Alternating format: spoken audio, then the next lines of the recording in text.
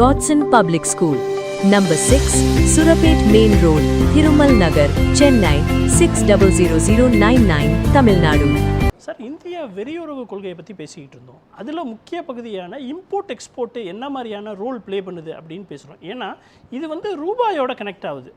அமெரிக்க டாலருக்கு நிகரான இந்திய ரூபாய் வீழ்ச்சிக்கும் இது ஒரு பெரிய காரணமாக இருக்குது. ஏன்னா நம்ம பெரிய இம்போர்ட் டிபெண்ட் நாடு, எக்ஸ்போர்ட்டு கொஞ்சம் கம்மியாக பண்ணுறோம். ஸோ இதை எப்படி நம்ம டேக்கிள் பண்ணுறது? ஏன்னா இந்தியாவோட ரூபாய் மதிப்பு குறைஞ்சு கொண்டே வருது. இதை எப்படி சரி பண்ணுறதுன்னு நினைக்கிறீங்க? நம்ம நாடை பொறுத்தவரையில் உற்பத்தி சார்ந்த நாடு. இந்த பேசிக் அண்டர்ஸ்டாண்டிங் இருந்தாலே எல்லாமே புரிஞ்சிடும். ஏன் உற்பத்தி என்றால் 2004க்கு முன்பே இந்தியாவோட கட்டமைப்பே வந்து உற்பத்தி சார்ந்த நாடு, ஏற்றுமதி சார்ந்த நாடாக ஒரு கட்டமைக்கப்பட்டது. அது வந்து தொழில்துறையில் வந்து கார் உற்பத்தியாக இருக்கட்டும், ஷிப் பில்டிங்காக இருக்கட்டும், டெக்ஸ்டைலாக இருக்கட்டும், கெமிக்கல்ஸாக இருக்கட்டும், அக்ரி ப்ராடக்ட்ஸ், இந்த ஒரு பேசிக் அண்டர்ஸ்டாண்டிங் வந்து போயிடுவோம். இப்போ நம்மளோட பொருளாதாரமாகப்பட்டது உங்களுக்கு தெரியும், ஒரு கிட்டத்தட்ட வந்து ஒரு 320 இல்லை 350 லட்சம் கோடிகள். அதை வந்து ட்ரில்லியன் சொன்னால் $4 trillion பர் இயர்னு சொல்லியிருக்காங்க. அங்கே க்ரோத் ரேட் வந்து 6%. ஸோ இதில் வந்து நமக்கு தொடர்ந்து இந்த கடந்த 10 வருடமாக இருக்கக்கூடிய பிரச்சனை என்னவென்றால், நாம் ட்ரேட் டெபிசிட்டாக தான் இருந்து கொண்டிருக்கிறோம். அதற்கு காரணம் என்னவென்றால், நம்மளுடைய ஏற்றுமதி 2014க்கும் 2025க்கும் இடையே ஆண்டுக்காண்டு நம்மளோட சராசரி ஏற்றுமதி ஆகப்பட்டது எப்படி இருந்தது என்றால், 2014இல் கிட்டத்தட்ட நம்மளுடைய ஏற்றுமதி ஆகப்பட்டது ஒரு 19 லட்சம் கோடியாக இருந்த 2014-15 இருந்த இது ஏற்றுமதி ஆகப்பட்டது 19 லட்சம் கோடி ரூபாய்கள். 2024-25இல் இது வந்து ஒரு அந்த ஃபினான்ஷியல் இயரில் பார்த்தீங்கன்னா அப்ராக்சிமேட்டாக 38 லட்சம் கோடி ரூபாய்கள் என்று சொல்கிறார். ஸோ தட் மீன்ஸ் வந்து ஒரு டபுள் ஆயிருக்கு. கரெக்டாக சொல்லணும்னா 100% க்ரோத், 10 இயர்ஸில் 10% க்ரோத் காமிச்சிருக்கு. இந்த புரிதல் இருக்குன்னு நினைக்கிறேன்.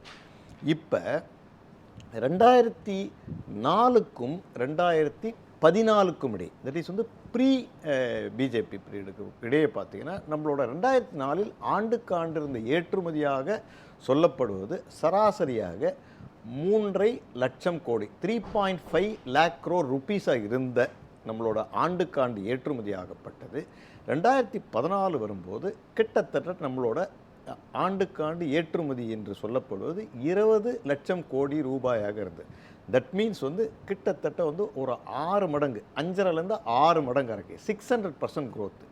ஸோ இங்கே வந்து 10 வருடம் 2004க்கும் 2015க்கும் இடையே கிட்டத்தட்ட வந்து 6% க்ரோத், 600% க்ரோத் இங்கே. ஆனால் வந்து 14க்கும் 25க்கும் இடையே நாம் பார்த்தது வந்து ஜஸ்ட் ஒரு 100% க்ரோத். ஓகே, இது நமக்கு எங்கே வந்து நமக்கு ரிஃப்ளெக்ட் ஆச்சு அப்படின்னு கேட்டால், இந்த 10 வருடம் 2004க்கும் 2014க்கும் இடையே இந்த ஏற்றுமதி சென்ட்ரிக் எக்கானமியாக கடந்த மன்மோகன் சிங் கவர்மெண்ட் செய்ததால் எல்லாருக்கும் வேலைவாய்ப்பு கிடைத்தது.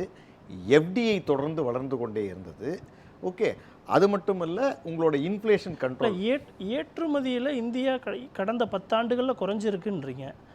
ஆனால் இது எப்படி இப்போ நடக்கிற பிரச்சனையோட கனெக்ட் ஆகுது, லிங்க் ஆகுது எப்படின்னு கேட்டிங்கன்னா, இந்த 10 வருடம் 2004க்கும் 2014க்கும் இடையே ஆண்டுக்கு ஆண்டு நமக்கு கிடைத்த ஃபாரெக்ஸ் ரிசர்வ் என்று சொல்லப்படுவது 2004இல் நம்மளோட க்ளோசிங் பேலன்ஸ் என்று சொல்லக்கூடிய ஃபாரெக்ஸ் ரிசர்வ் என்பது $100 பில்லியன் இருந்தது.